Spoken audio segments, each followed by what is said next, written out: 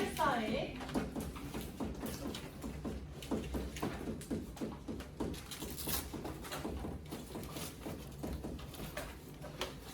직무를 받고, 자, 정철이라고 하는 사람 제가 정말 열심히 여러 번 강조했습니다. 자, 그래서 쫓겨났을 때 썼던 게 삼위인국, 송리인국이고, 강원도가 관동지방이에요. 강원도 관찰사의 직무를 받고 관동지방을, 이 강원도 일대, 강원도는 산도 있고 바다도 있습니다. 관동지방을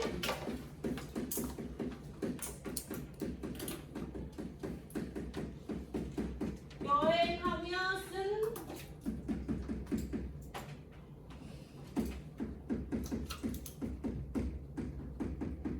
기행가사, 그러니까 기행문, 기행수필이다라고 생각을 해주시면 됩니다. 그래서 이 관동지방을 여행했다라는 것이 굉장히 중요해라고 말씀을 드리고 싶고요. 관동지방 관찰사, 보지사 정도 같은 직무예요. 그것을 임명받고 임기 시작 전에 자기의 부임지에 가서 그 부임지를 여행하는 이야기다라는 걸 알아주셨으면 좋겠고, 자, 두 번째는 갈래가 뭐야? 그럼 가사라고 해야 됩니다. 그렇죠? 근데 가사가 뭐예요? 라고 하면 가사는 운문적인 요소가 있고요. 운문적인 요소, 운율이 느껴진다라는 거예요. 그래서 시조처럼 양방에 갈래니까요. 사음보에 세 글자, 네 글자, 네 글자, 네 글자 한자로 쓴 겁니다. 그러니까 개쩌는 사람이에요. 엄청 아름답게 썼거든요. 한글로 해석본만 보더라도. 근데 그걸 한자로 운율까지 지켜서 썼다라는 거고요. 그런데 시하고 다른 점은 뭐냐면 산문적인 요소도 있습니다. 소설 같은 요소도 있어요. 그게 왜 그런 거냐면 길어. 분량이 길어요. 분량이 긴 특징이 있다라고 보시면 됩니다. 그래서 운문과 산문 사이에 있는 가사라고 하는 갈래가 따로 있는 거야 라고 생각해 주시면 될 것 같아요. 그래서 굉장히 좀 깁니다. 그래서 너무 기니까 전반하고 후반하고 지금 나눠가지고 배우고 있는 거고요. 자, 전반부는 산을 유람합니다. 후반부는 바다를 유람해요. 그래서 서사 1, 전반부는 산이고 그 다음에 후반부는 바다인데, 산을 유람할 때는 제일 많이 나타나는 정서가 뭐냐면 우국지정과 나라를 걱정하는 마음과 연분, 임금을 생각하는 거예요. 그 다음에 바다는 뭐냐면 신선사상이야.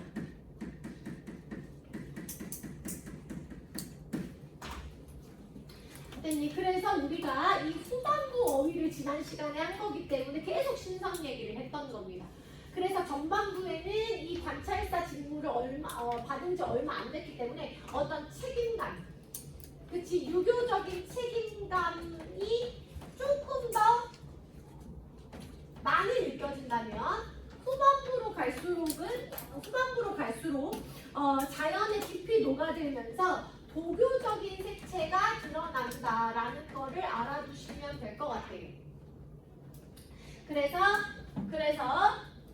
서사가 있고요. 인트로가 있고요. 그 다음에 산이 본사 1이고, 그 다음에 바다가 본사 2고, 크게 쪼개면 그리고 결사 정도로 나누면 되겠습니다. 됐을까요?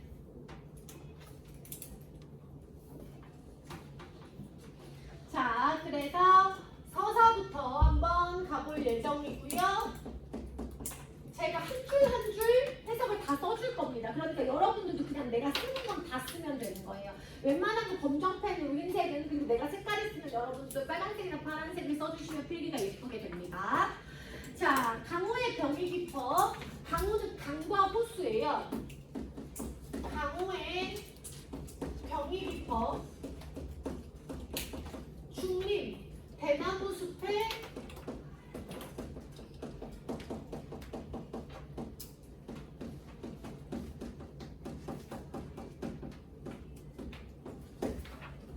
누웠더니 이랬습니다. 강호는 강과 호수인데 이게 무슨 법이냐 하면은 대유법이에요. 그래서 전체를 일부에 빗대는 겁니다. 어떤 전체? 그러니까 자연 전체를 말하는 거야. 그래서 자연에 무슨 병이냐 하면 상사병입니다.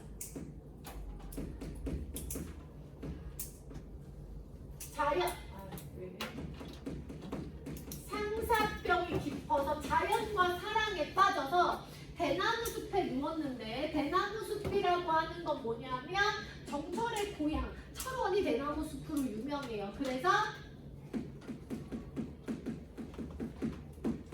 정철의 고향을 의미하는 거고, 관직에 관심 없이 그냥 자연이 좋아서 고향에 짱 박혀 있는 모습을 이렇게 표현한 겁니다.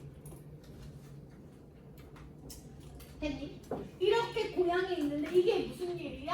자, 관동 800리에 관동지방이라는 뜻이지. 방면을 맡기신, 방면은 임명을 하신 건데, 관동지방 관찰사로 임명하시니. 그러니까 고향에 그냥 자연 즐기면서 짱 박혀 있었는데, 그치? 관동지방 그대로 그냥 쓰라고. 그냥 그 옆에다가 그대로 쓰면 돼. 흰색 글씨도 써야 돼. 이거 고어기 때문에 나중에 흰색 글씨 안 써놓으면 잘 안 읽혀.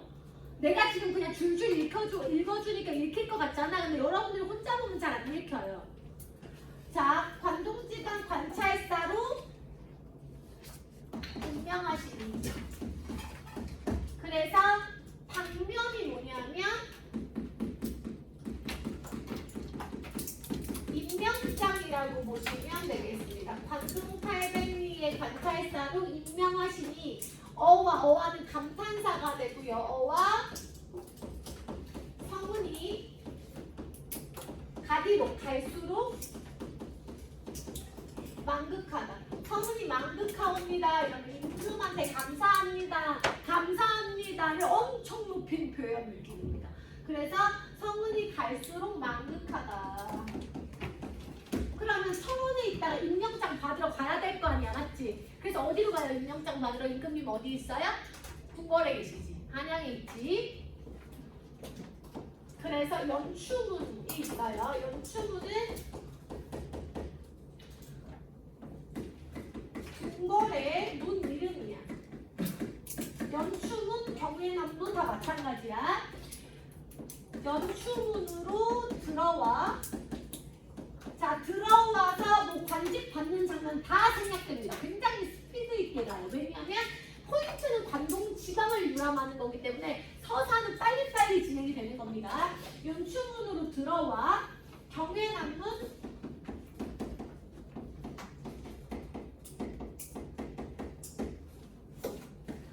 바라보며,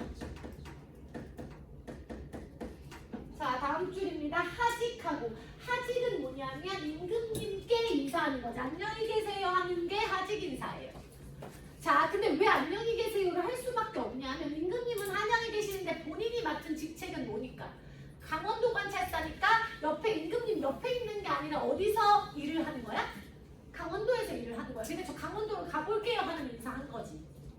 이해돼? 그래서 연추문으로 들어와 경외남문 바라보며, 자, 임금님께 인사 올리고 물러나니. 자, 동그라미 해놓을게요. 옥절이 뭐냐면 마패 같은 거예요. 그래서 관찰사의 신표, 이 도지사의 신표가 앞에 있구나. 눈앞에 있구나.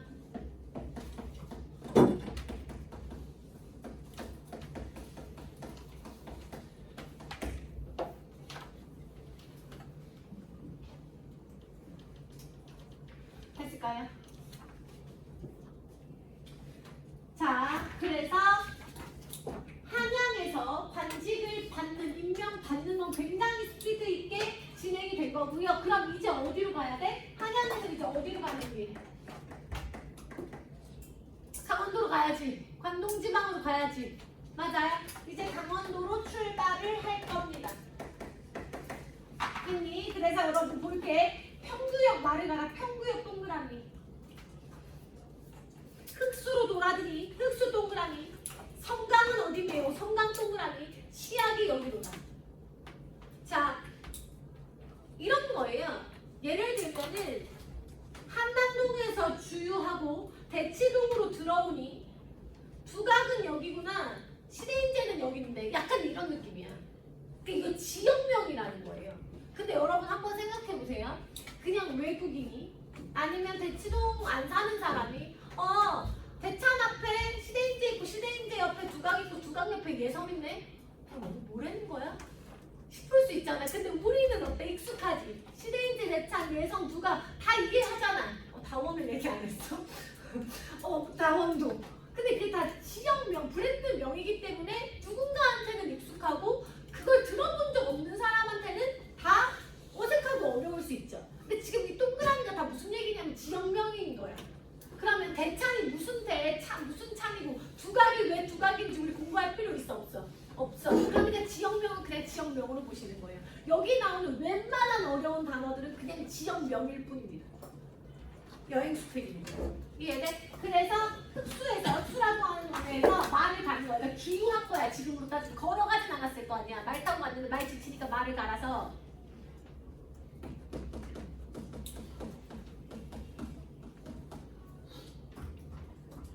평구역에서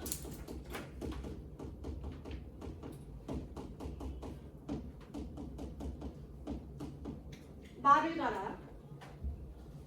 그치? 흙수. 흙수로 돌아드니. 그치? 흙수로 들어가니. 내 지역명이라는 겁니다. 성강은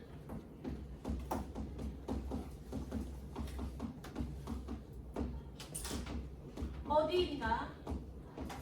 자, 치약 이랬는데 치약산 할 때고요. 치약은 여러분들 원주입니다. 그러니까 원주는 지금의 강원도거든요. 그러니까 강원도로 들어가는 길이구나. 한양에서 지금 강원도 가는 길이구나. 이렇게 생각하시면 될 것 같아요.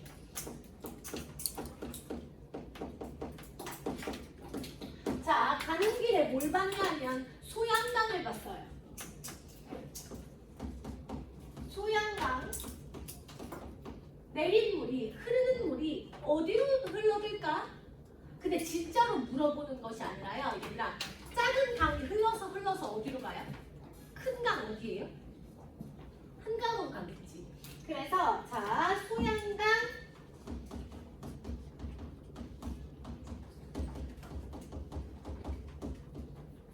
흐르는 물이 어디로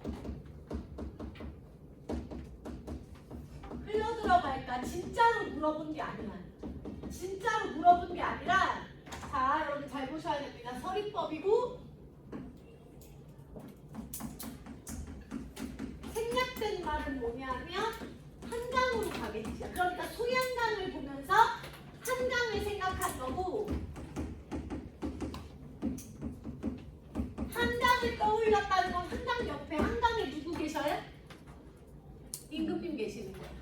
이해돼? 그러니까 강원도 가는 길에 소양강 흐르는 물 어디로 갈까? 임금님 계신 한강으로 가겠지. 우리 임금님 이러면서 지금 임금님 생각하고 있는 거라서, 자, 요 줄 묶으신 다음에 임금님 생각 명분 지정입니다. 자, 이런 식으로 고신거북, 고신거북은 고독한 신하, 임금 곁을 떠난 고독한 신하, 이런 느낌이고요. 고신거북 그냥 동그라미 치고 뜻을 써줄게. 임금 곁을 떠난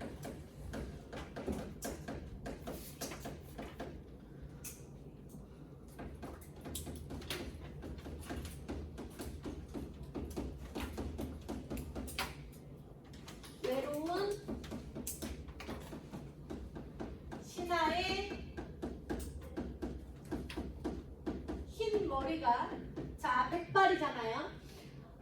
많기도 많다. 하도 할 수 하다는 많다였어. 우리 어린 시간에 진짜 많이 했어. 많기도 많다. 임금 곁을 떠난 외로운 신하의, 그러니까 지금 임금 옆에 있을 수가 없단 말이야. 그 신하의 흰 머리는 뭘 이야기하는 거냐면 걱정이. 그래서 임금님을 떠나 있으니 임금님 걱정, 나라 걱정이 너무나 많기도 많다. 이거는 흰머리가 지금 많이 나네. 이렇게 표현한 거고요. 그래서 얘는 우국지정이라고 나라를 걱정하는 마음, 임금님을 생각하는 마음, 우국지정, 연꽃지정 이렇게 써주시면 될 것 같아요. 됐을까요? 자, 이동 중이고요. 동지 밤을 겨우세요. 북관정에 올라왔어요. 자, 한참 이동합니다. 그래서 밤을 세워 북관정이라는 곳에 올라왔어. 그러니까 북관정이 중요한 게 아니라 높은 곳에 올라왔다라는 이야기인데, 북관정에 올라오니, 자, 이번에는 뷰가 높으니까 저 멀리 있는 것까지 다 보이는 거야. 근데 뭐가 보일 것 같냐면, 잘하면 삼각산이 보일 것 같아. 삼각산은 어디 있는 산이냐면 서울에 있는 산이에요. 그럼 또 누구 생각하는 거야? 임금님 생각. 여기서 잘하면 우리 임금님 계신 삼각산도 보일 것 같은데. 이해돼? 자, 그래서 올라오니 뷰가 다 보이니까 삼각산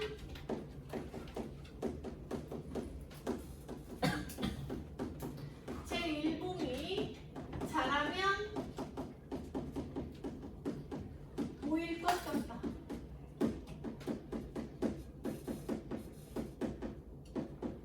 됐을까요? 그래서 이것 역시 삼각산 제1봉도 요것도 함양에 있는 산으로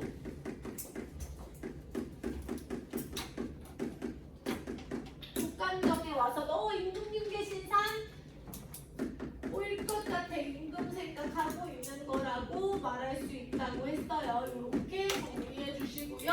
그러면 얘도 놓고 또 연군 지정인 거죠. 임금님 생각 연군 지정. 땡미.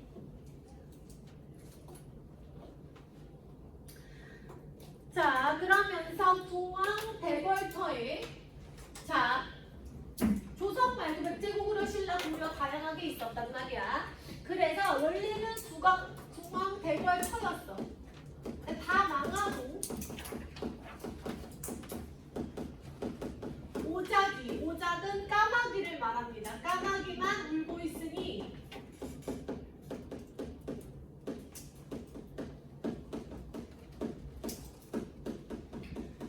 생각해보면 세상에 천고에 흥하고 망함은 알까 모를까 솔직히 사람이 흥할지 망할지 참 인생 무상이야. 근데 이런 생각할 수 있을 것 같아. 왜냐면 본인 팔자가 어때? 정철이 어때? 어느 때는 완전히 쫓겨나 있다가 그치? 그래서 포기하고 고향에 있었는데 지금은 임금님이 불러주셔가지고 또 뭐예요? 관직을 엄청 높은 관직을 받아가지고 지금 가는 길인 거잖아. 이해돼? 그래서 자, 세상에 망하고 흥함은 아무도 모른다. 세상이 지금 어떻게 될지 모른다. 하지만 어쨌든 간에 지금 내가 있는 곳은 회양인데, 자, 이거 중요합니다. 회양, 네 이름이 마침 같으시고 어쨌든 망하고 흥하면 아무도 몰라. 아유, 내가 이렇게 관찰사에 직무할지 누가 알았겠어. 이런 뉘앙스가 숨어 있는 거고요. 어쨌든 이렇게 된 거, 회양, 네 이름이 마침 같네. 뭔 소리야? 자, 여기 강원도에도 회양이라고 하는 마을이 있어. 조선의 강원도에도 회양이라고 하는 마을이 있고, 중국에도 똑같이 회양이라고 하는, 한자로 회양이라고 하는 동네가 있었던 거야. 이해돼? 그런데 이 중국의 회양을 누가 다스렸냐면 급장류라고 하는 사람이 다스렸어. 근데 급장류는 진짜로 선정을 베푼 관리로 유명해. 이름을 떨쳤거든. 그래서 내가 다스리는 곳도 마침 회양 이름이 같으니, 자, 그 다음 줄에 뭐라고 나와? 급장류의 풍채를 다시 아니 볼 수 있겠는가? 이게 무슨 말이냐면 어떻게 안 보겠는가? 마침 급장류가 다스리던 동네랑 이름까지 같으니 나도 급장류처럼 선정을 베풀겠다라는 의미겠지. 했을까요? 그래서 회양 네 이름이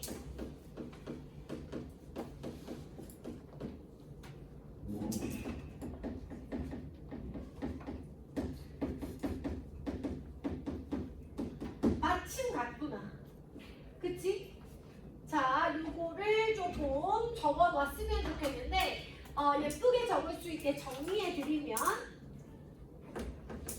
관동지방의 마을 이름 중 하나인데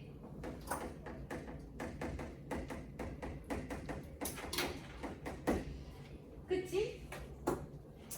중국의 급장유라고 하는 중국 사람 이름이야. 근데 선정을 졸라 베풀었대. 급장유가 다스리던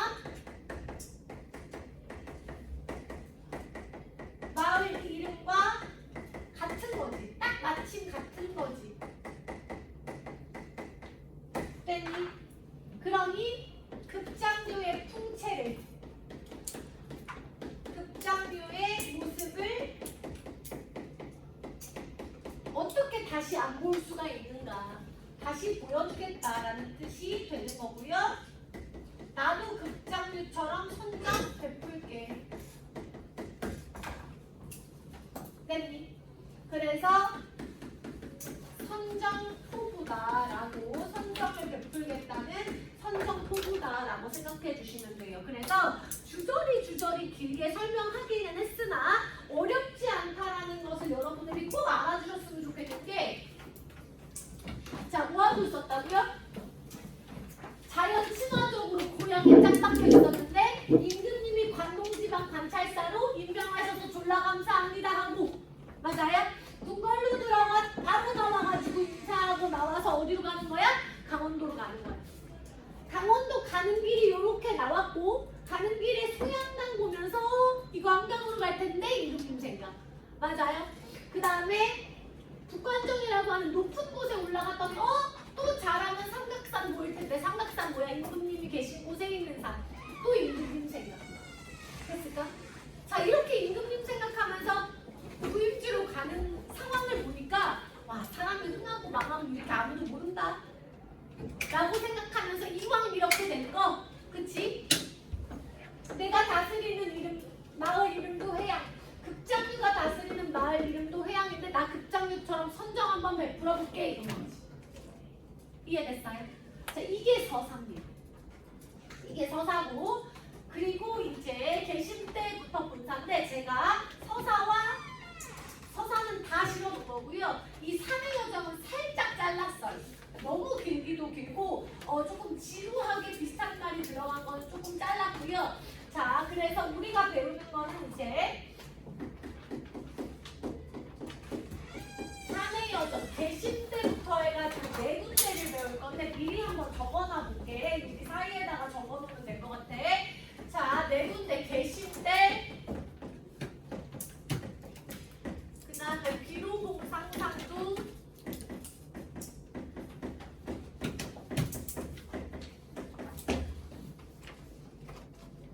그 다음에 파룡소,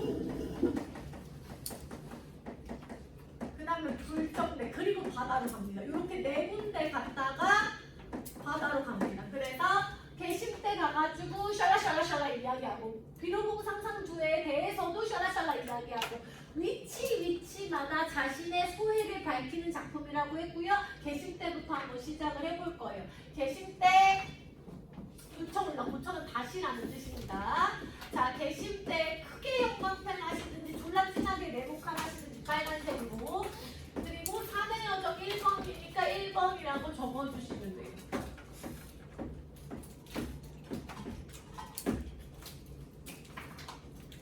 개심 때 다시 올라.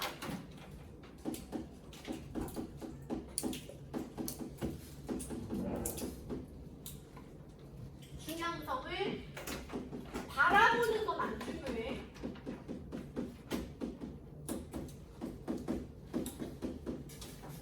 도착한 게 중요한 거야. 그러니까 개심대라는 건 조금 더 지대가 올라간 평평한 바위거든요. 자, 그래서 그 높은 지대에 올라가서 저쪽을 바라보니까, 자, 12,000봉이, 여러분들 우리나라는 어디에 가든지 간에 뭐가 굉장히 울창해요? 산수가 울창해요. 산이 어디나 많아요. 맞죠? 그래서 자연을 유람중이고 강원도는 특히 그러합니다. 그래서 어떤 지대가 높은 개심대라는 곳에 올라가지고 저쪽 방향을 바라보니까 이 산 나를 다 감싸고 있는 것 같아. 그걸 뭐라고 표현했냐면 12,000봉이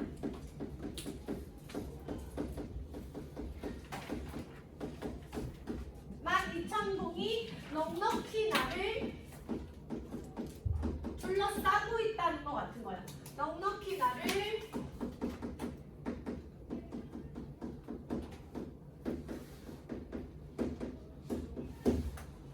싸고 돈다. 자, 근데 지금 이런 산수가 내 눈앞에 펼쳐지는데 이 산의 기운, 산의 전기라는 거 들어보셨죠? 그래서 한다, 와 장수하게 해주세요 이럴 수 있잖아.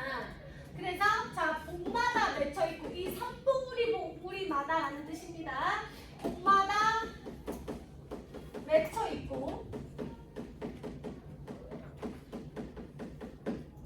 이 산 끝마다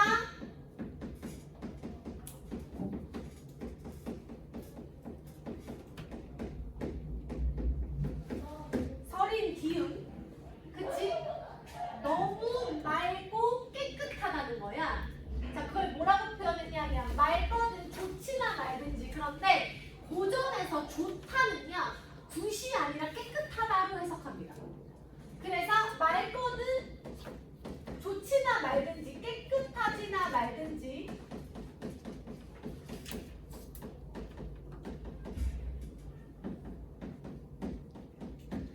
좋거든 맑지나 맑은지 깨끗하거든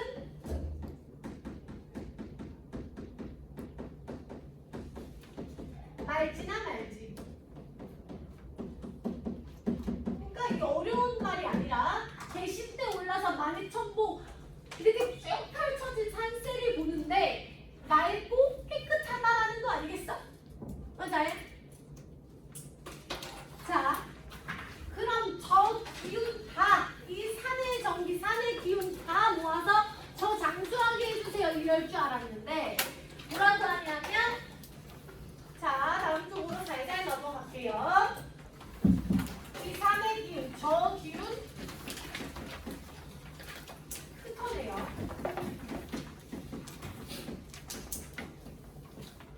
그치? 나라의 인재를, 나라의 인재를 만들어야 할 텐데.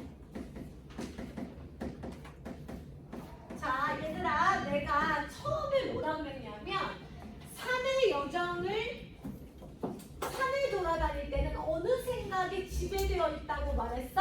오국, 영국, 그 다음에 뭐 유교적인 어떤 그런 가치관이 강하다고 했어. 그래서 산수를 보고 무슨 생각을 해? 저렇게 좋은 기운 내가 모아다가 나라에 꼭 필요한 인재를 만들어야 될 텐데. 이런 이야기인 거야. 그래서 역시나 여기서도 나라를 위한 생각을 하는 것이기 때문에 구국지정이다라고 볼 수가 있고요. 그냥 보이는 산의 모양새도 칭찬을 한 두어 절 정도 더 합니다. 그래서 평형도 그지없고, 그러니까 이 산의 모양도 끝이 없고 태세, 마치 움직일 것 같은 이 기운도 짱이다 이렇게 해석을 하기도 하는데 태세, 모양새도 생김새도 하도 알시야 많기도 많다. 그러니까 이 산의 모양이 다 각양각색이다 이렇게 해석을 하기도 해요. 생김새도 다양하구나. 자, 산이라고 하는 거는 조물주, 자연이니까 조물주 신이 만드는 걸 거 아니야. 그래서 천지 삼기실제, 누가 삼기단을 태어나게 하실제, 만드실제, 누가 조물주가 신이. 그래서 세상을 만드실 때 하늘과 땅을 삼기실제가 뭐냐면 만드실 때 세상이라고 안 하고 천지니까 하늘과 땅 이렇게 해석해도 돼요. 세상을 만드실 때 이 산도 자연이 된 줄 알았는데 그냥 자연스럽게 곁다리로 만들어진 줄 알았는데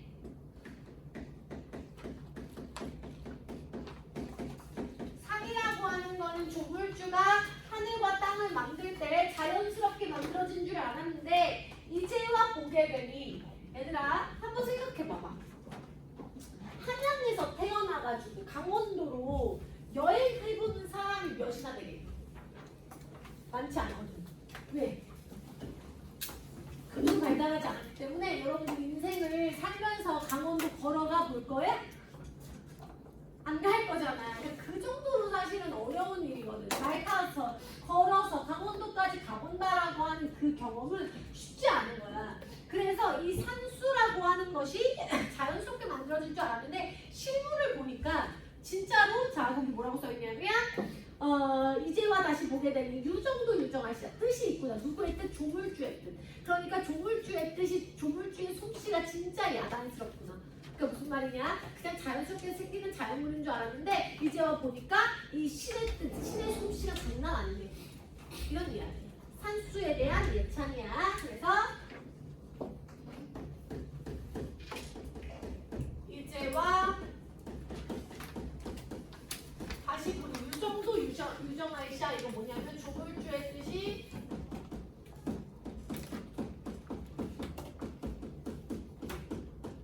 야단스럽기도 야단스럽구나. 신이 정말 신경 써서 만들었구나.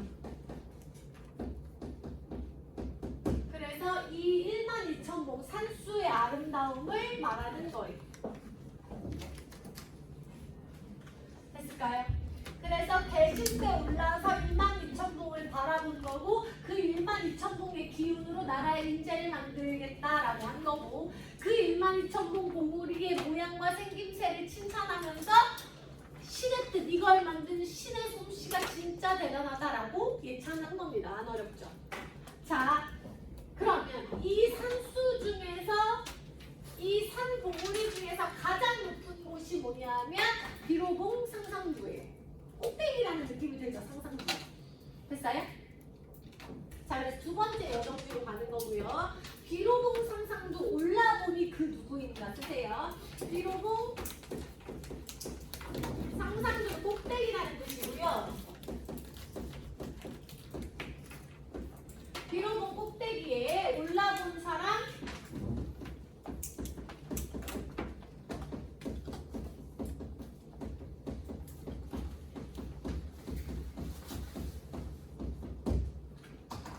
누구인가? 그치? 근데 여기서 진짜 중요한 거 뭐냐면 여러분 비로봉 상상도 2번 여정지거든요. 2번 여정지. 자, 2번이라고 써준 언급되는 장소인데 산의 여정에서 언급은 했지만 그래서 공식적으로 2번이긴 2번이지만 언급은 했지만 한참 언급을 합니다. 직접 가지는 않아요. 여정지는 아니에요.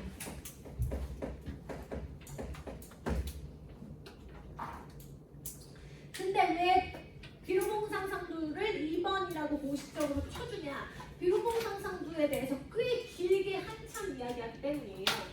자 보자. 비로봉 꼭대기에 올라본 사람 누구인가라고 하면서 동산, 태산 중에 어떤 게 높더냐? 비로봉 상상두가 높아요.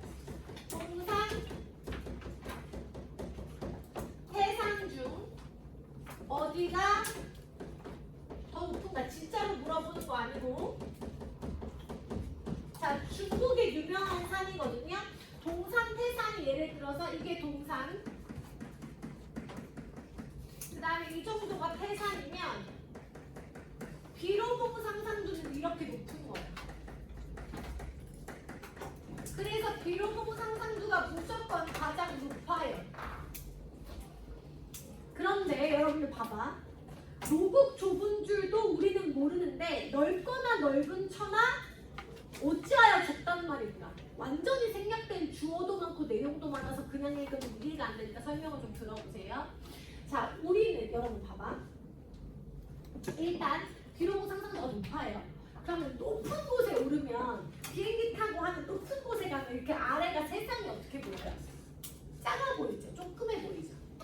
그래서 우리 사는 비로봉 상상도에서 제일 높아요. 높아. 그래서 비로봉 상상도에 올라가서 세상을 봐도 노국은 노나라 중국을 말합니다. 중국 좁은 줄도 잘 모르겠는데 중국도 저렇게 높은 데 올라가서 봐도 중국이 여전히 커 보이는데, 자, 넓거나 넓은 천하 어찌하여 적다고 하셨는가? 누구 생략된 주어가 누구냐면 유교의 깨달음의 경지의 대왕 같은 공자를 말하는 거야. 공자께서는 그거보다 더 낮은 동산 태산에 오르셔서 어떻게 온 천하가 좁다고 하셨지? 이 얘기예요. 그러니까 우리는 더 높은 데 가서도 중국도 좁게 느껴지지 않아. 중국도 여전히 크게 느껴져. 그런데 공자께서는 더 낮은 산에 가서 세상은 참으로 좁구나, 이런 깨달음의 경지에 오르시는 거지. 이해했어? 자, 그래서 여러분들 그걸 써볼게. 어디가 더 높은가라고 하면서, 자, 생략된 게 뭐야? 비로봉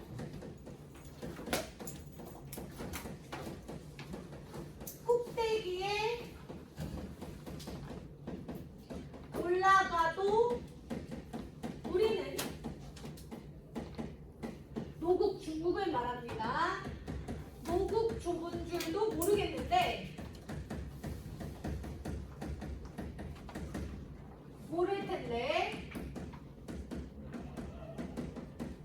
자, 생략된 주어 뭐예요? 공자께서는. 그치, 유교의 레전드. 생략된 공자께서는 어떻게 그거보다 더 낮은 산인 동산 태산에서 넓디 넓은 천하 어찌하여 적다고 좁다고 하셨을까? 이 깨달음의 경지를 어떻게 오르셨을까? 넓은 세상을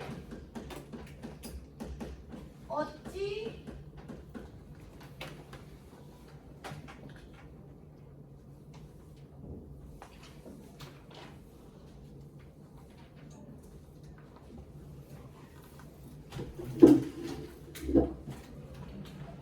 좁다고 하셨는지.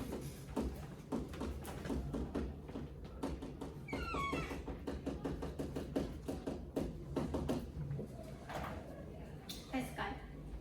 그래서 어와 저 지위를, 그러니까 공자의 지위를 어떻게 해도 쫓아갈 수 없다. 어와 저 지위를, 저 깨달음의 경지를 어떻게 하면 알 수 있을까?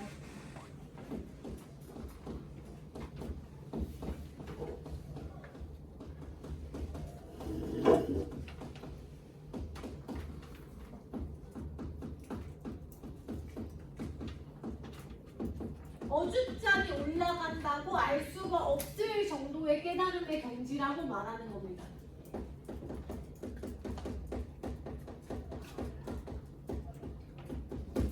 그래서 오르지 못하거니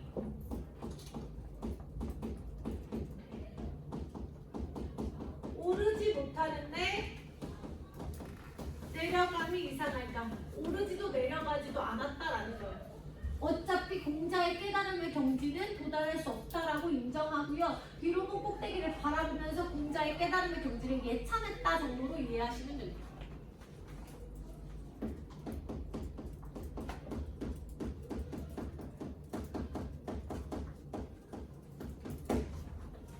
네. 그래서 자, 다시 한번 볼게요. 개심때 가서는 만이천궁우리를 쭉 보면서 저 기운으로 인재 만들어야지 라고 한 거고, 비로봉 꼭대기를 보고서는 안 올라갔어요. 그치? 그래서 비로봉 꼭대기가 높은데 저기 올라서도 우리는 중국 좁은 줄도 모르겠는데, 공자께서는 어떻게 그것보다 낮은 동산 태산에 올라서 세상이 좁다고 깨달으셨지? 우리는 저 지위를 알 수가 없을 거야. 그러니 오르지도 내려가지도 않았어. 됐니? 그래서 비로봉 상상도는 언급은 이렇게 한 꼭지로 되어 있지만 여정지는 유일하게 아닌 장소가 되는 겁니다. 자, 그러면 세 번째죠. 활용소로 갈 겁니다. 부지런히 가볼게요. 활용소. 자, 원통골 가는 길로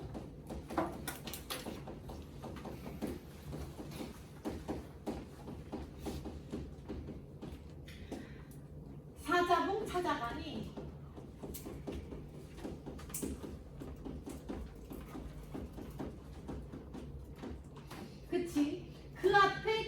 이런 거 필요 없는 거예요. 여기는 사자봉이라는 데를 갔는데 그 앞에 너럭바위, 바위가 이렇게 있고요. 그 속에 뭐가 있냐면 활용소가 있는 거야. 소는 뭐 할 때 소자냐면 연못 할 때 소자예요. 그래서 원통골 가는 길로 사자봉 찾아가니 그 앞에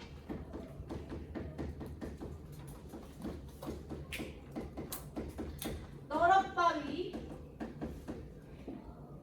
자 활용소가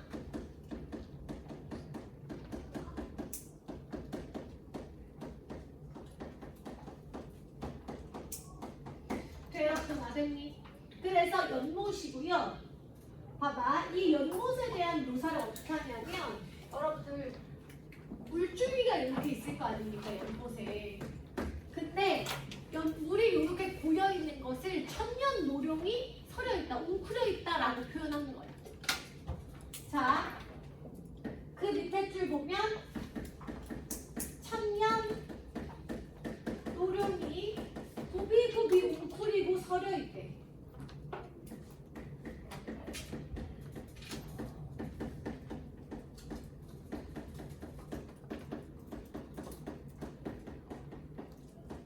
자, 그러면 천년 노룡의 원관념이 뭐냐면 연못의 물줄기가 되는 것이긴 한데요.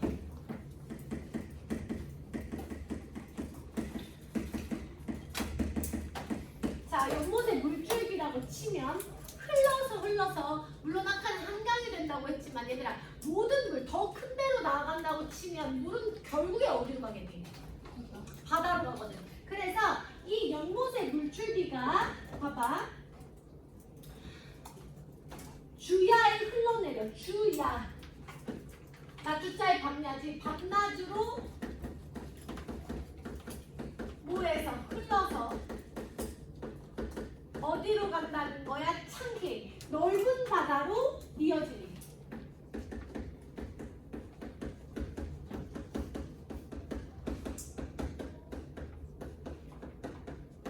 알겠을까? 그러면 물이 바다로 가고요. 그 다음 이제 이 정철이라는 사람이 똑똑해. 과학도 아는 거야 얘들아. 봐봐, 물이라는 거는 어떻게 돼?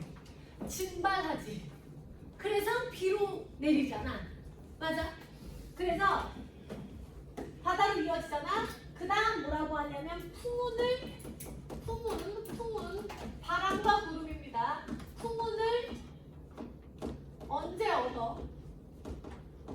자, 증발을 한 다음에 이제 비가 되어 내리는 거죠. 상위류를 내리니까. 근데 3일류는요, 가뭄에 3일 동안 내리는 가뭄의 단비를 말해요. 됐을까? 그래서 가뭄의 단비이기 때문에 다음 줄로 가면 이 3일류가 어떻게 하는 거야? 음의 벼랑 끝에, 다 우리 어휘에서 했었어. 벼랑 끝에 이웃풀, 시든 풀을 살려내리라. 자, 그러면 정리 한번 해볼게. 정리하면, 자, 연못의 물줄기 천년 노룡이 웅크려 있다가 넓은 바다 창해로 나갔고, 그 다음에 풍운을 만나서 3일호를 내리고 이 시든 풀을 살려낸다는 이야기잖아. 맞아요? 이거잖아 정리하면. 근데 여기에는 정철의 상징적 의미가 있어. 그게 뭐냐? 연못의 물줄기 천년 노룡이 본인인 거야. 이 천년 노룡이 화자 자신인 거야. 그래서 고향에 웅크려 있다가, 아까 웅크려 있다가 임금님이 불러서 창에 넓은 세상으로 나갔어. 그리고 풍운, 좋은 기회를 얻었지. 좋은 기회라고 해석할 수도 있고, 관찰사의 직무를 받았다라고 그냥 대놓고 써도 돼.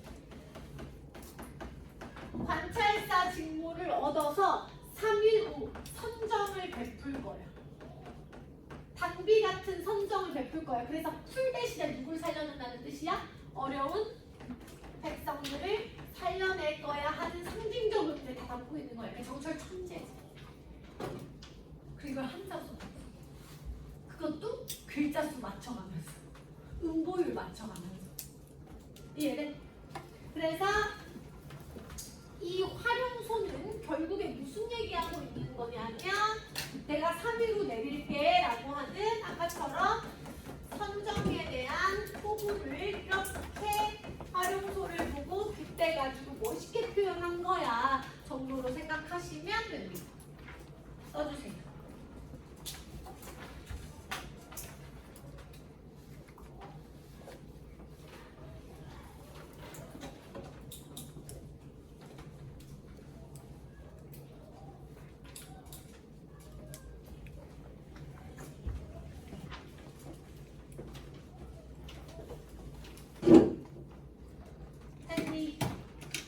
써주시고요. 그러면 네 번째 여정지가 되고 여러분들 거는 다 할 수 있어요. 네 번째 여정지가 되고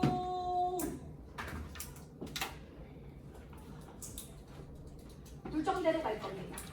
자, 마하연, 요리상, 안문제 넘어서. 그럼 얘들아 이렇게 역겨운 모르겠는 단어 있으면 뭐라고? 진짜 지역명이라고. 근데 그냥 넘기면 돼. 자, 넘어서 그냥 지나온 거야. 우리의 도착지인 외나무 썩은 달이 불정대에 올랐어.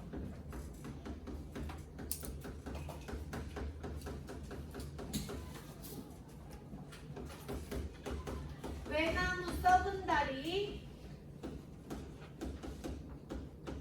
불정대에 올라오니 오르니. 자, 불정대 또 네모해 주시고요. 네모해 주시고요. 산의 여정 이제 마지막입니다. 이것까지 끝나면 바다로 갈 거예요. 산의 여정에서 마지막 장소다라고 보시면 되고요. 여기서 본 거는 12폭포예요. 폭포라고 하는 거는 절벽에 물이 흐르는 겁니다. 맞아요?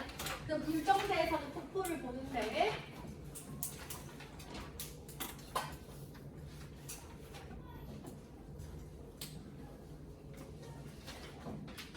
자, 이 폭포를 어떻게 묘사하냐? 천심 절벽을 천길 낭떠러지 이렇게 표현을 하잖아.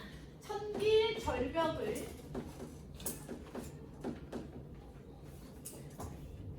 같이 반공에 세워두고 허공에 세워두고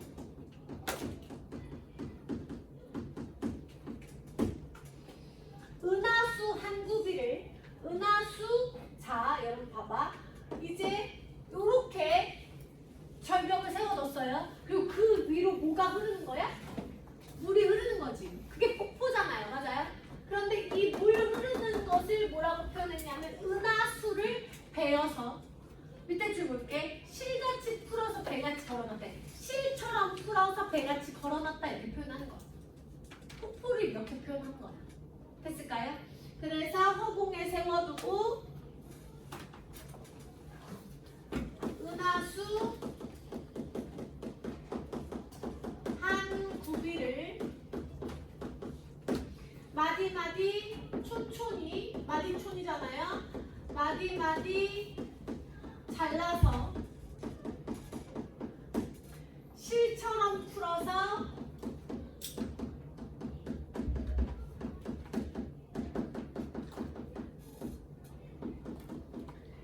배를 짜서 이렇게 옷감 걸어두듯이 배처럼 걸어두었다.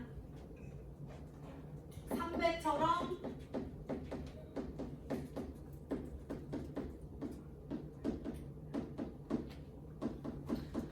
걸어두었더니. 그래서 이거는 11폭포를 묘사한 거다라고 생각해 주시면 될 것 같고요.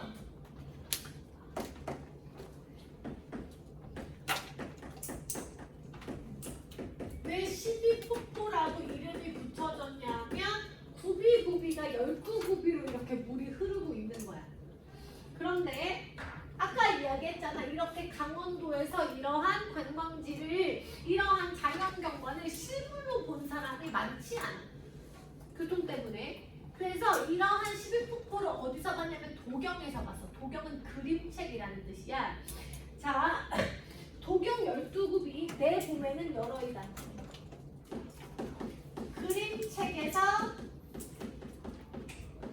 12굽이라고 했는데 그림책에서는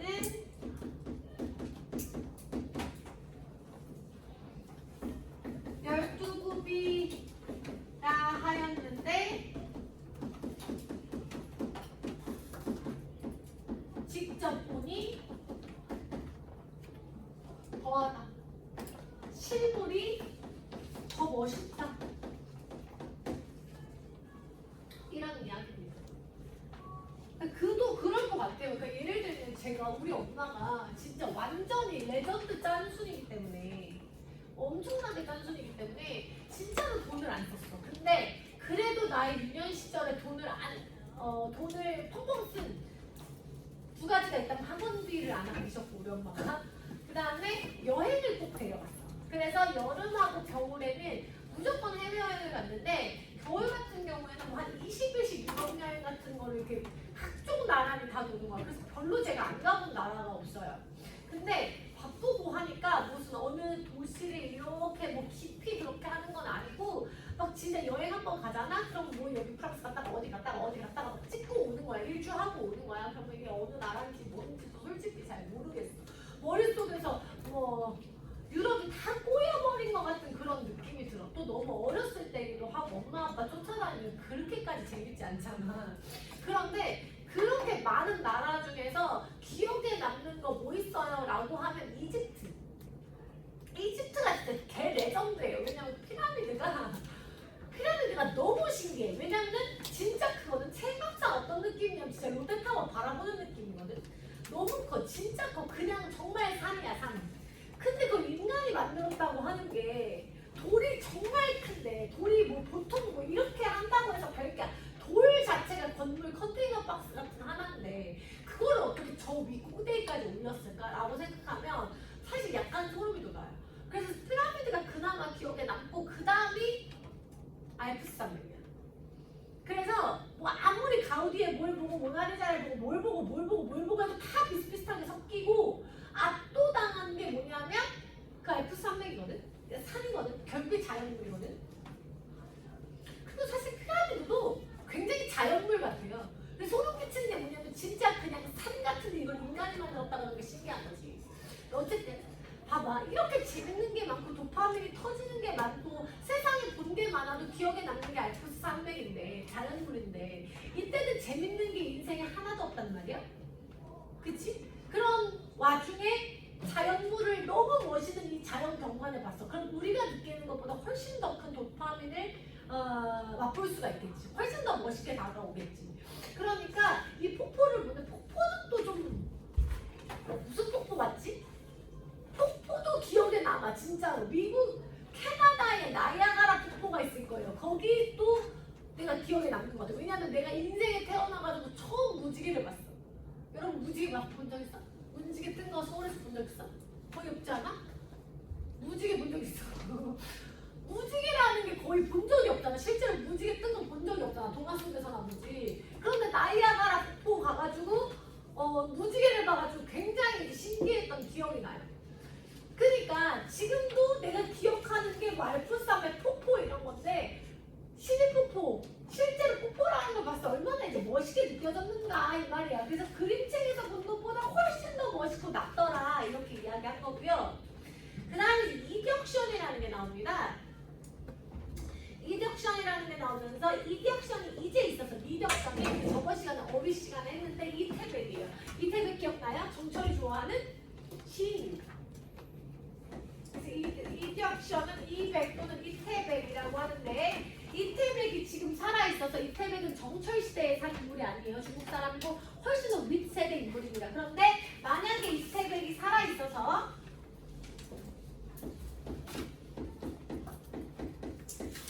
지금 있어서 은호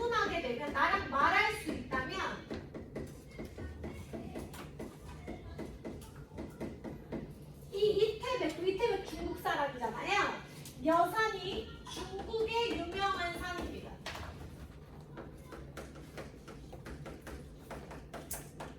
이태백은 중국 사람이니까 이태백도 이 여산이 보고는 보다라는 뜻이에요. 여산이 여기보다 낫단 말.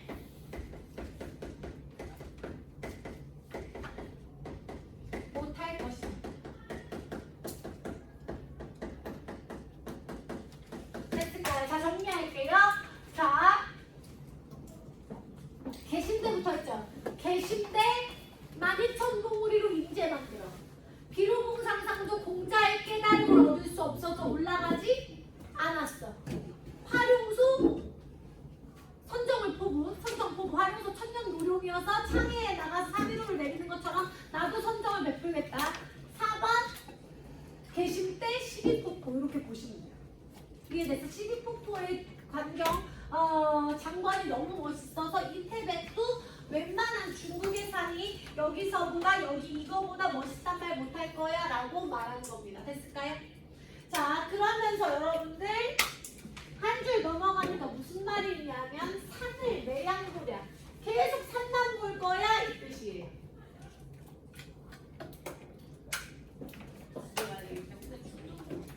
충전 좀 해주실래요?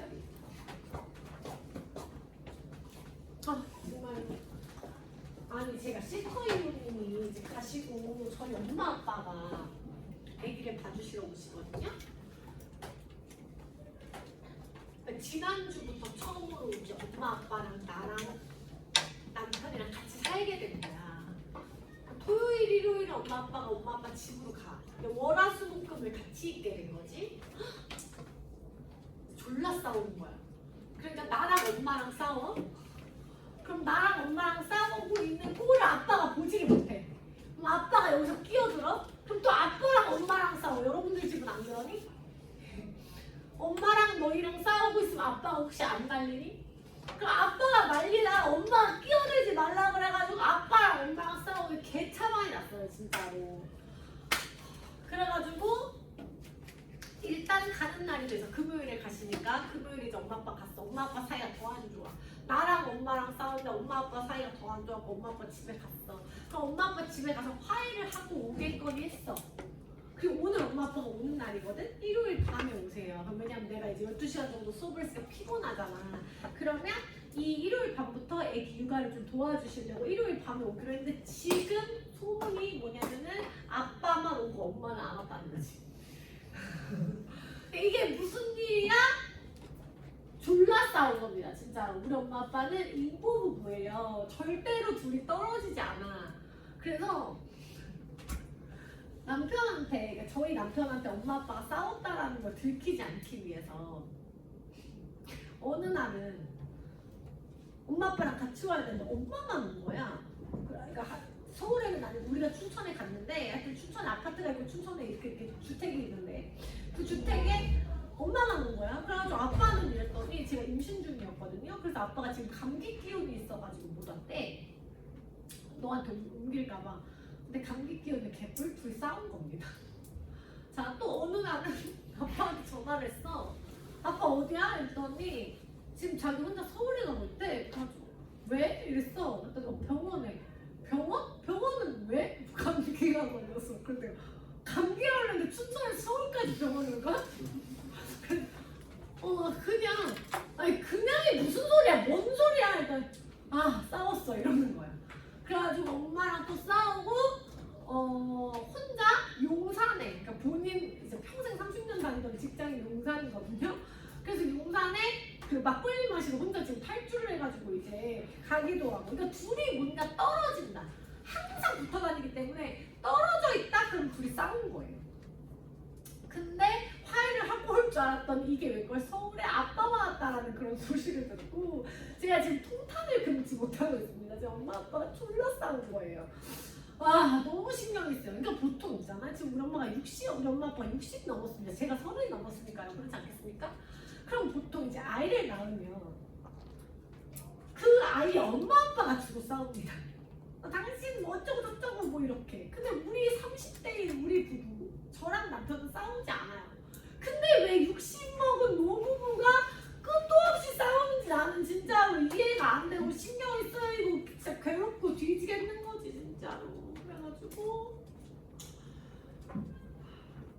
쉬는 시간에 잠깐 엄마랑 통화를 했어요. 엄마 어디 엄마 전화를 안 받는 거야.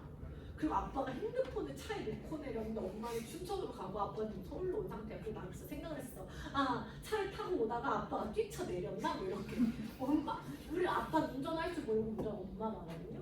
엄마가 아빠를 중간에 차 도로에 내려준다 막 이런 별별 상상을 하면서 그래서 엄마한테 전화했는데 엄마가 안 받아. 그리고 엄마가 지금 운전하러 가다가 진짜 어떻게 잘못된 거 아니야 별별 상상을 다 하는데 아까 쉬는 시간에 전화를 받더라고. 그랬더니 뭐 싸운 거 아니야 민진아. 엄마 아빠 전혀 싸운 거 아니야 민진아. 절대로 마음이 불편해할 필요가 없어. 그랬는데 정말로 일단 근데 한 가지 말하고 싶은 거는 결국에 하는 말이 뭐냐면 난 너네 아빠가 정말 용서가 안 돼. 졸라 싸웠다라는 거죠. 그래가지고 이 60대 노부부의 싸움을 제가 어떻게 진정시켜야 될지 지금 잘 모르겠고 아빠한테 가가지고 무슨 말을 해야 될지 모르겠고 정말 엄마한테도 아니 남편한테도 진짜 창피해 죽겠습니다. 우리 엄마 아빠 맨날 싸워가지고. 그러니까 시호는 부부싸움 엄마 아빠가 싸우는 일은 별로 볼 일이 없을 것 같아요. 저희 부부는 별로 안 싸우니까. 근데 시호는 우리 딸은 할머니 할아버지랑 둘이 싸우는 걸 계속 봐야 된다는 것이 진짜로 지금 괴로운 일이 아닐 수가 없어요. 그래가지고 지금 신경이 무지하겠어요. 빨리 집에 가가지고 아빠한테 물어봐야 되겠어요. 어떻게 싸운 것이 도대체 왜 그런 것이 빨리 약간 집에 가고 싶은 마음이 조금 있습니다. 약간 신경이 쓰이는 마음이 있어요.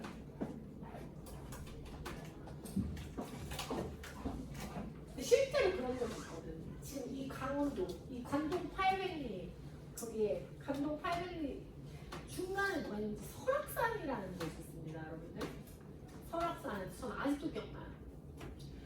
등산을 가는 거야, 세 식구가. 저랑 엄마 아빠랑 나랑. 그때 이제 굉장히 동동했거든. 저는 23살까지 뚱뚱했어요. 평생이 뚱뚱했고 24살쯤에 다이어트를 시작했는데 지금 그래서 거의 살 다 뺐죠. 나 저번 주보다도 한 1.5kg 더 빠졌어. 나 다음 주에 1.5kg 더 빼고 올게. 그럼 진짜 출산 전 몸무게로 돌아가는 거야. 지금 오늘 김밥 또 3알 먹었어. 졸라 어지러워. 어쨌든 간에 그래서 어저께 너무 어지러웠나 싶기도 하고. 근데 그래서 평생 제가 통통했기 때문에 이렇게 약간 다이어트 강박이 있는 건데 그때가 초등학교 5학년 때인가 6학년 때인가 중1 때인가 뭐 여러분들 또래였을 거예요. 그리고 저는 동동했고 셋이 등산을 가는데 엄마 아빠는 등산화를 신고 있었고 저는 그 에어포스 같은 아주 미끄러운 신발을 신고 있었는데 설악산을 오르는데 비가 추적추적 내리니까 미끄러운 거야. 그래서 저는 이제 통통하죠. 일단 통통한 이유는 왜 그런 거냐면 먹는 걸 좋아하기도 하지만 움직이는 걸 싫어해요. 근데 하필 이 가족여행이 이번에는 등산인데 너무 화가 나잖아? 나도 졸라 가기 싫어가지고 미끄러워. 진짜 뒤지게 된 거야. 막 눈물이 나고 너무 짜증이 나는 거야. 그래서 우리 엄마가 이제 말을 굉장히 조금 콕콕 찌르면서 하는 그런 경향이 있어. 그러니까 약간 예를 들면 이런 거야. 자, 민진아, 너 진짜 공부 좀 해라. 핸드폰 좀 그만하고 진짜 공부 좀 해라. 너 우리 엄마 이렇게 안, 절대 이런 말도 안 써. 인생을 어떻게 살려고 해? 내가 너한테 학원비를 내주잖아. 그럼 너는 그만큼 나한테 아웃풋을 좀 줘야지. 사람과 사람과의 돈이 아니겠어? 약간 이런 뭐 어떤 말투인지 알겠어? 우리 엄마 원래 약간 말투가 그래. 그런데 내가 이제 통통해가지고 졸라 가기 싫어가지고 막 거의 막 반 울면서 가고 있으니까 정말 민진아. 그러니까 예를 들면 진짜 민진아 너 진짜 살이 쪄서 그래. 빨리 올라가. 이랬으면 괜찮아. 근데 민진아 지금 너무 살이 쪄서 그래. 어떡하려고 그러는 거야. 설악산 한가운데서 너무 슬픈 거야. 왠지 아직도 기억이 나요. 그래가지고 이제 중1 때인지 6학년 때인지 기억이 안 나는데 막 서러운 거야. 그 뚱뚱한 내 자신. 그리고 미끄러운 이 신발. 이 작같은 설악산. 너무 싫은 거야. 그리고 눈물이 막 나기 시작했어. 근데 이제 우리 아빠는 내가 웃는 걸 보면 마음이 아파. 그래가지고 아빠가 가만히 있으면 또 누구 편을 들어주니까? 내 편을 들어줘요. 그러면서 민지 엄마 왜 애한테 그딴 식으로 말하는 약간 이렇게 된 거야. 그럼 또 우리 엄마? 내가 개모야? 이렇게 된 거야. 그래서 진짜 똥 안 치고 설악산에서 둘이 개싸웠어요. 설악산 한가운데서. 그래서 아빠는 올라가고 엄마는 내려가는 거야. 진짜로. 그래서 진짜 힘들게 올라가고 굉장히 바람에 싸움이 시작한 거야, 이 싸움이. 근데 아빠는 올라가고 엄마는 미친듯이 빠르게 내려가는데 내가 어떻게 해야 될지 모르겠어가지고 막 얼타다가 엄마도 안 보이고 아빠도 안 보여. 그래서 내가 내려가기 시작해. 올라가는 것보다 내려가는 게 편하다고 생각했나봐. 아니면 엄마를 쫓아간 건지. 그래가지고 진짜 날다람쥐처럼 내려갔던 기억이 나요. 그 설악산에. 그리고 둘이 여전히 개싸워가지고 엄마는 혼자 나랑 아마 차 타고 가고 아빠는 걸어왔을 거야, 숙소까지. 그래서 그러한 그 일화가 있죠. 그래서 저는 관동별곡 하면 그 관동 지방 일대죠. 거기 설악산에서 엄마 아빠랑 개 싸웠던 이제 기억이 안 그래도 나는데 지금 이 순간 30이 넘은 이 순간에도 엄마 아빠가 싸웠다고 하니까 지금 무슨 문제가 아니다라는 거지. 그래도 나는 사실 굉장히 불편. 어디까지? 그 솔직히 말하면 아까 그래서 엄마랑 통화가 살짝 울었어. 나 진짜 마음이 불편해가지고 내가 왜 이러면서 울었다니까? 그리고 이제 눈물을 닦고 지금 손을 들어본 거야. 그리고 자본주의 노예처럼 이걸 썰로 풀고 있는 거지. 자, 한번 가볼게. 보자. 그래서 산중을 내양보야 산의 여정은 끝났고 산만 계속 볼 거야 이거예요.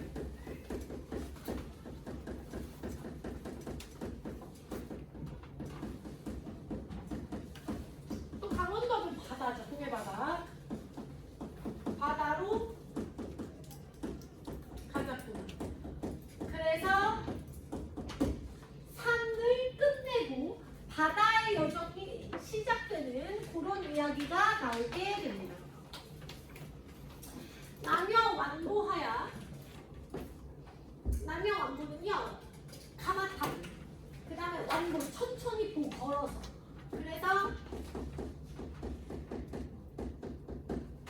가마타고 천천히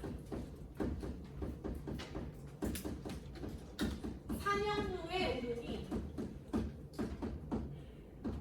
산영루도 여정지긴 한데요, 제가 소속을 두지 않았어요. 왜냐하면 산의 여정지 4개잖아요. 근데 이거는 바다의 여정지도 아니고 산의 여정지도 아닌 거야. 산과 이별하고 바다로 들어가는 그 과도기에 있는 단락이다라고 생각해 주시면 됩니다. 자, 영농벽계와 벽계수에서 시냇물입니다. 자, 맑은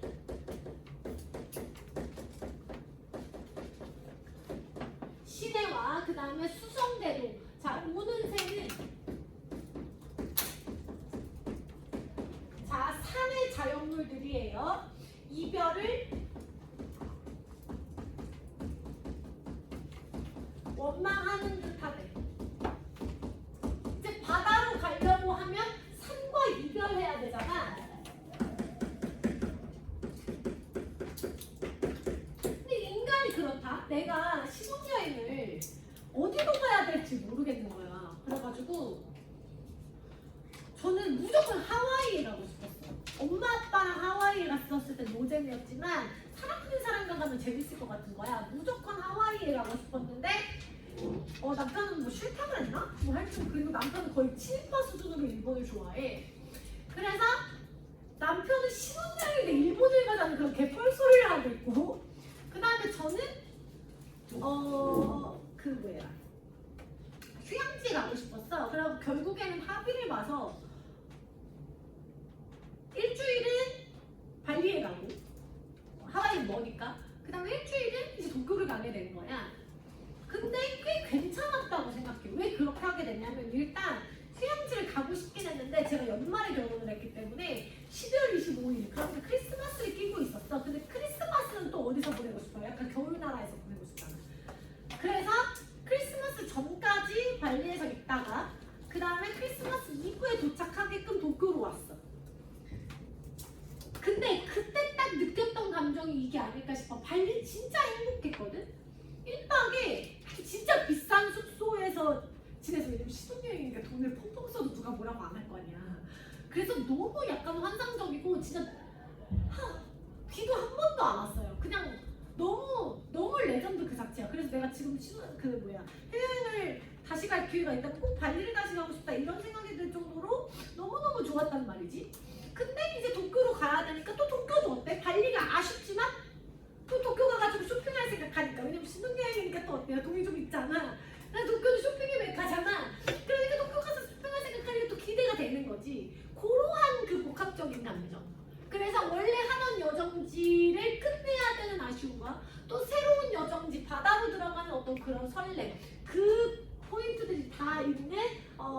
이별이다라고 생각해 주시면 돼요. 그래서 이별을 원망하는 거는 산과의 이별을 원망하는 건데 사실 산을 나와야 해서 슬픈 거는 누구야? 화자야, 인간이야, 본인이야. 그런데 내가 슬프다고 안 하고 시냇물과 새가 우는 것처럼 표현했어. 그치? 그래서 나의 감정을 자연물에 이입한 거야. 그래서 얘네들은 객관적 상관물이고 뭐가 나타나? 감정 이입이 나타난다라고 생각을 해주시면 되겠습니다.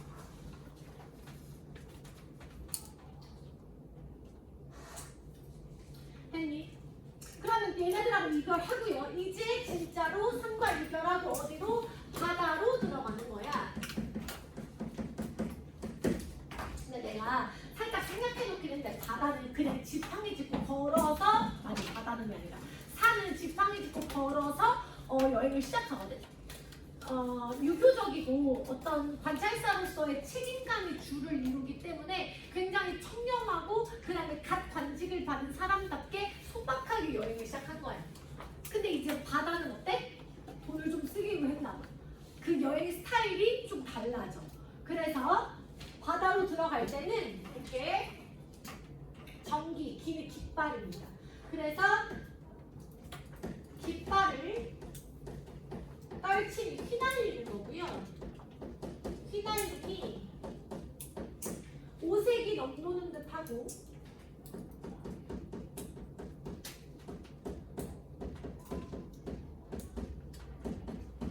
어려운 말이 아니라 오색 깃발을 쫙 펼치고 자기 강원도 도지사야. 강원도 도지사면 졸라 높은 거야 얘들아. 자 그래서 이 깃발을 쫙 펼치고 고각을 섣불리 이랬는데 자 쉬운 말로 하면 고각을보다 풍악을 울린다라는 거예요. 그래서 풍악을 울리니 이 바다구름, 해운이죠. 해운, 바다구름도 다 거치는 듯하대.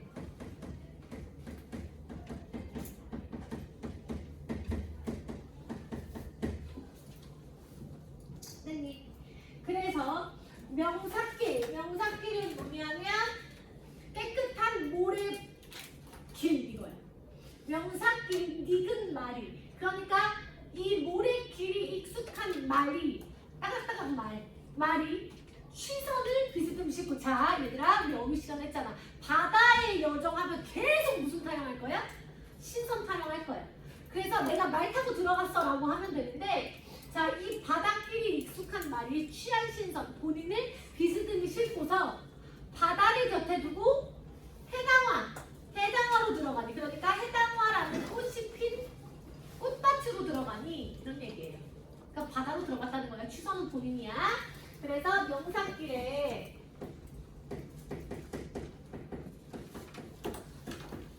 모래길에 익숙한 말이 취한 신선을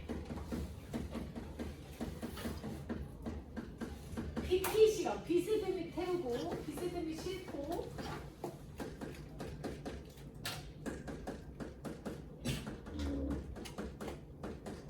바다를 곁에 두고 자 바다 여정이니까요. 바로 옆에 바다가 있는 거야. 바다로 들어왔다고 해도 과언이 아니야. 바다를 곁에 두고 해당화 꽃밭으로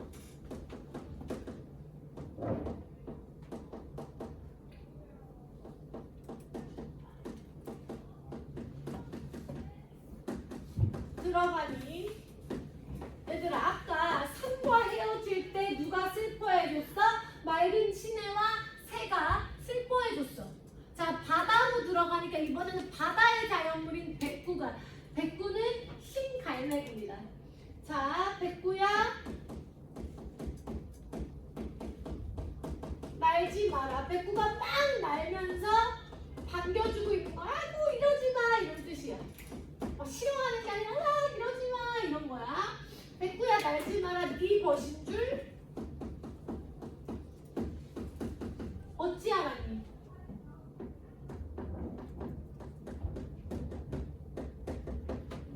그러니까 흰 갈매기가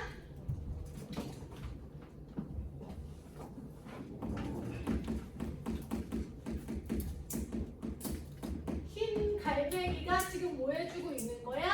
친구처럼 반겨주고 있는 거다라고 생각해 주시면 됩니다. 됐을까요?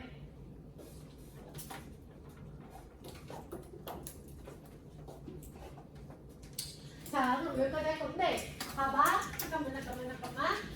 그러면 이제 바다의 여정지, 바다가 시작되는 거잖아요. 그러면 아까 산의 여정은 계실 때 비로봉상상도 화룡수, 그 다음에 불정대가 있었어. 맞아요? 불정대가 있었고, 이렇게 네 가지가 있었는데, 자, 바다의 여정지는 뭐가 있냐면 1번 총석정, 그 다음에 2번 3일포, 그 다음에 의상대. 이렇게 하면 관동별곡 1이 끝나는 거예요. 무슨 말인지 알겠지? 그리고 관동별곡 2에서도 나머지 바다의 여정지가 쫙 나와서 마지막 여정지 의상대가 아니라 망량정에서 끝나는 이야기더라라고 생각을 해주시면 됩니다. 어쨌든 관동별곡을 1주차와 3주차로 나눠서 할 건데 1주차에서는 여기까지 할 거예요. 근데 오늘은 바다로 넘어가는 것까지밖에 안 했기 때문에 다음 주에 어떻게 해서 묶여서 넣어가지고 관동별곡을 끝낼 거다 끝내줄게 라고 말씀을 드립니다. 이제 문제는 다음 시간에 풀거나 아니면 다음 주 숙제로 내줄 거고요. 자, 여러분들은 봐봐. 엔제하고 그 다음에 책이랑 시험지 놓친 거랑 갖고 나오시면 됩니다. 오늘 처음 왔다 있어요? 세원이만 있나요? 네, 오늘 처음 왔다 있어요. 마지막 보람까지 써줘야 돼. 그리고 채원이도 다 갖고 나오시면 돼요.